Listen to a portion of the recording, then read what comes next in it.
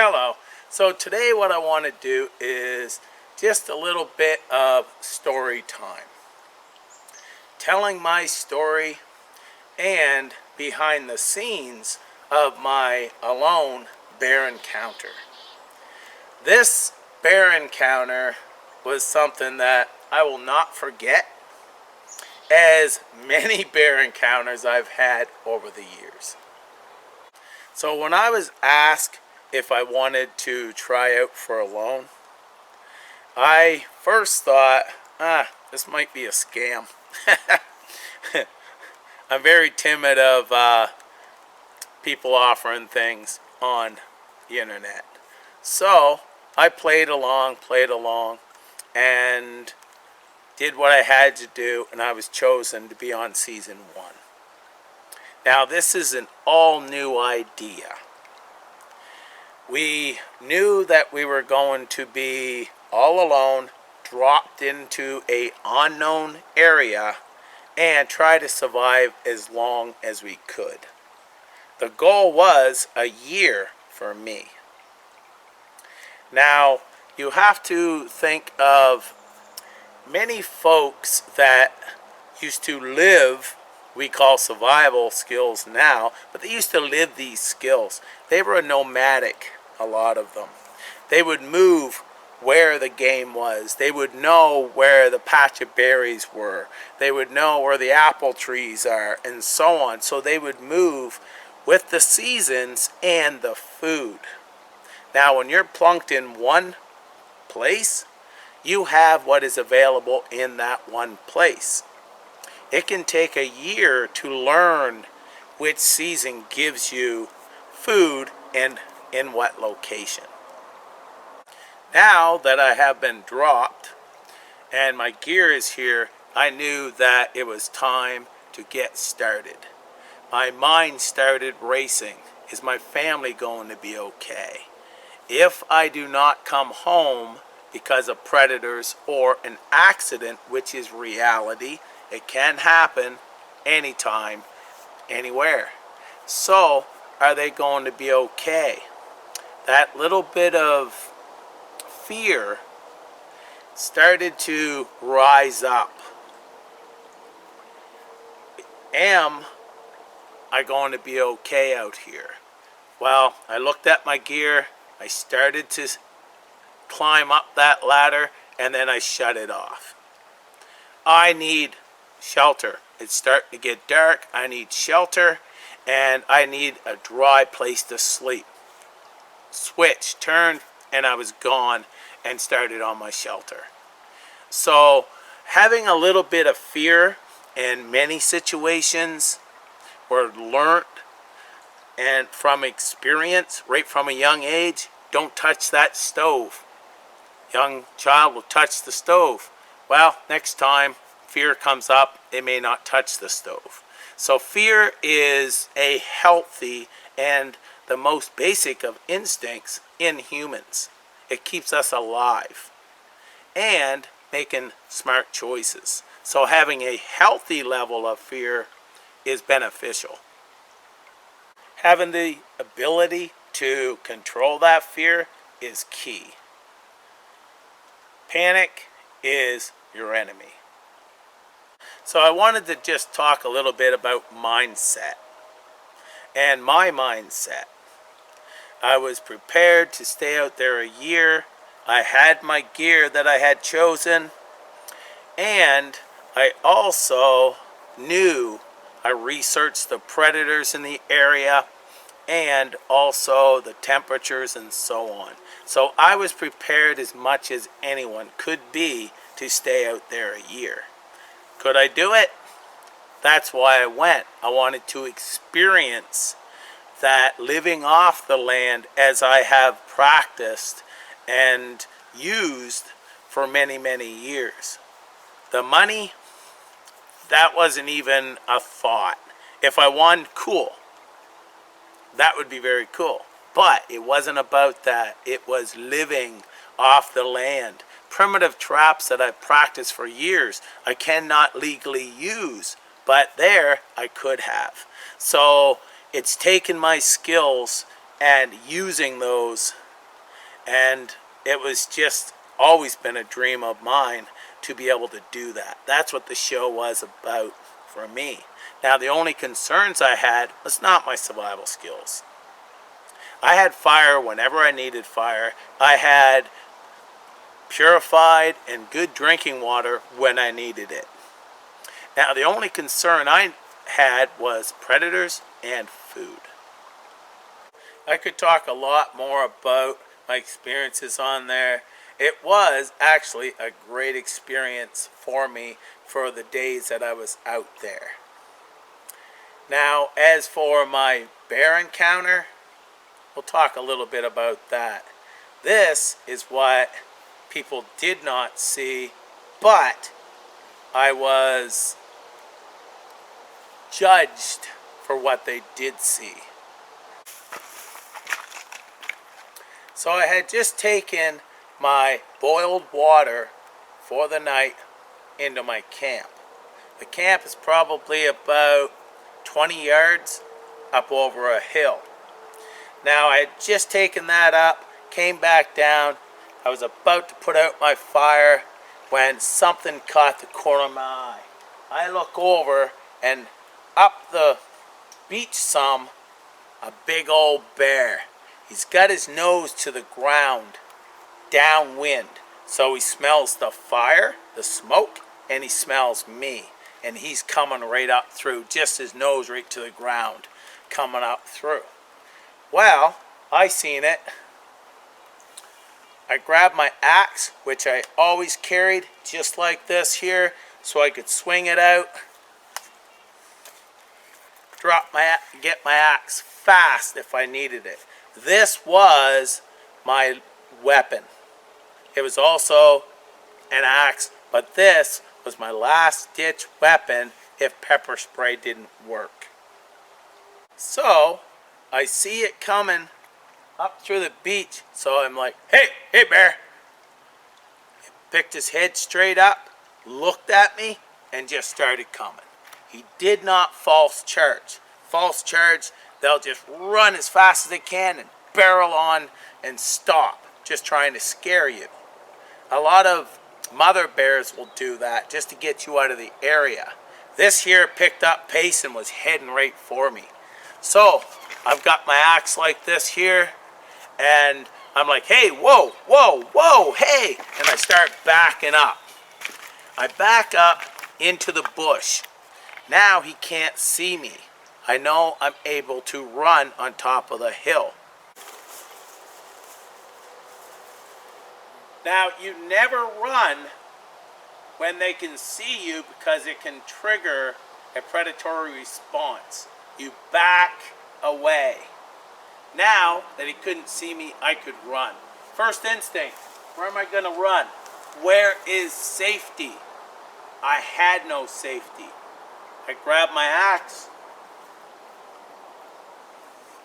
grabbed my pepper spray, and my mind starts going. First instinct, where to run. I had no safe place to run. So I've got out of his view, but I started remembering a story that I heard. A little lady had had a bear break into her cabin and she killed it with a pole axe. Now, stories that could have been true, or it is so rare it becomes a story. I knew I could sink my axe into a hardwood tree at least 2 inches. So, what was my plan? So I'm looking up through the woods. The bear is down over the hill. And I'm thinking, I thought of the story. I turned around. I grabbed my axe, grabbed my bear spray, and I waited. My plan was to wait for the bear to come up till it got about 10 feet away. I was going to spray a cloud. If he didn't run, I was going in with the axe. Drop the bear spray and go in both hands and swing it. That was my plan. I was not going down without a fight. thank the Lord that it did not come up over the hill. I felt my life was in danger because they do attack, they do kill people out there. Black bears and polar bears are the only bears that will hunt human for food. So it's written. Now, I figured maybe I can save my life by fighting back. That was my plan. But thank the Lord, I looked down over the hill. He's down at my fire pit. He's going around back and forth trying to find my scent. But basically, I'm here, he's down here, and the wind's going that way. He lost my scent. Then he decides to go up. I watched him go up. That's when I went in. I made the call because he circled me. He stayed there. I could hear him out there for the whole, I believe it's 5 hours that it took for them to come. Now you got to remember, we have a lifeline we can call, but it takes hours for them to come get you. You are out there alone. When I went into my shelter, I had an A-frame style. The back was closed in, the front was open. I laid my axe on a big tree that was beside my shelter, that if I had to go out through the front, I could grab my axe. I also had bushes around my encampment as well, so I could hear if anything's coming. That was one way of an early detection of an animal. That was my plan. So what I did, I sat on the edge of my raised bed, and I had my flare and I had my pepper spray. That was my only defense at the time. I was going to spray him. If he didn't leave, I was going to pop the flare and use that. If he came through the back, I was going to go out, grab my axe. So it was a matter of survival at this time. If he does attack, what's my best option? My knife, they have so much out there. Their fat is so much, basically. I believe that, 4 inches of fat or so, that your knife, you're lucky even if you pierce into something that matters.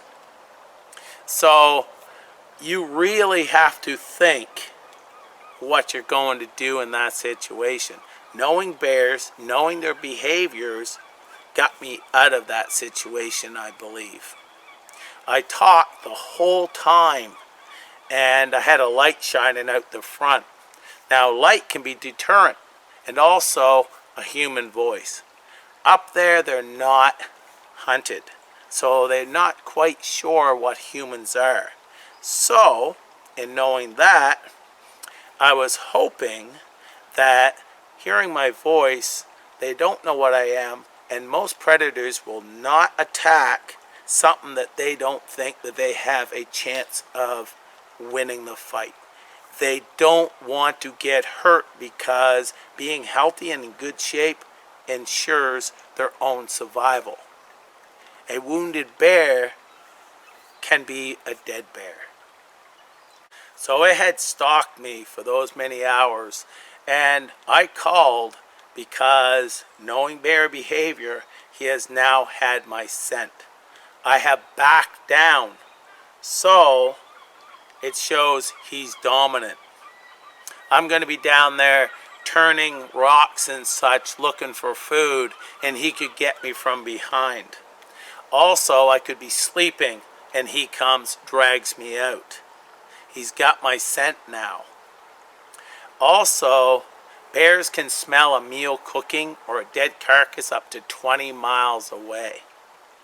So in knowing all this, I knew he's still here. I needed out of that situation because he could attack at any moment. So I called in and said, yes, I'm tapping out. Come get me. I needed immediate extraction. So no one knows what they're going to do in a life-threatening situation till they're in it. Myself, I turned around and was going to go hand-to-hand combat with up to 1,000-pound black bear with an axe. That is what I did. Now, I wasn't going down with a fight, and I did mention that. If I died that night, it would have been filmed, but I was ready to fight for my life. I had to fight for my life, for myself, my friends, and my family.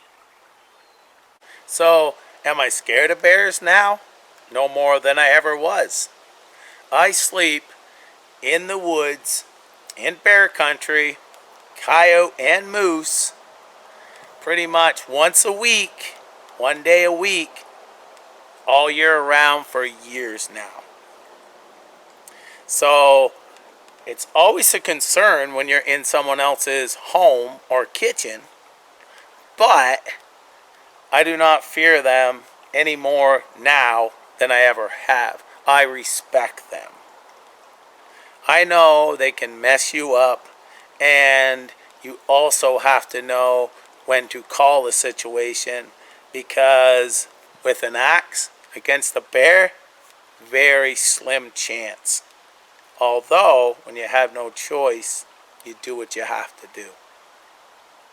So that is my story of my bear encounter. And I'm glad I had that encounter, because no one knows what they're going to do until they do it. And I got out of that situation by knowing the behavior of the predators in that area, and also doing what I had to do. Now I teach people how to stay alive with wilderness skills. I also have taught some bear safety and so on that may help them one day. So I am very happy to be able to spread skills around instead of being piles of poo around Vancouver Island. I have been asked what gear I had chosen, if I would change that gear. Not at all. Everything was working perfectly. It was well thought out. I went tool heavy so I could make tools out there if I needed them. So I was very happy with my choice of gear. The only regret, if you want to call it a regret, is the bear encounter, just because I needed immediate evacuation out. I wanted to experience living off the land for as long as I could. That is what I wanted to experience, and I did not get that. Now I want to talk a little bit about Alone and the contestants. Anyone that has been chosen over many, many people because of their skills, because of their mental state, and so on. You have to know your skills before you're chosen. These are brave people that go out alone and try to live off the land. Remember, when you're sitting home watching in the comfort of your home, you're not there, you're not feeling these emotions. Don't be so quick to judge. I, myself, was judged because of what people seen on the show. You know the story. I was going to go hand-to-hand combat with a black bear. But people seen the show, they seen me, oh bear, hey bear, and they seen feet going, and then me in my shelter. So they judged me on that. I was called a coward. I was told by one lady in comments that if I came home and she was my wife, I would not have a home to come home to, and she would feel embarrassed to walk down the street with me. I was also told that my items, I should have packed a dress and a pair of panties. I was just, I had other ones telling me that they used to watch my YouTube until they seen me on the show. It's just, I was judged for what they seen. So don't be so quick to judge just for what you see. There is a whole other world and experience for the contestant. I started my YouTube channel to help folks, to show them different ways I camp and stuff, so they may be able to use them and enjoy the way I camp as well.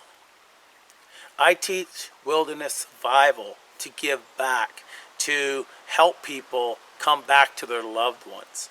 I like to help people. I have a big heart.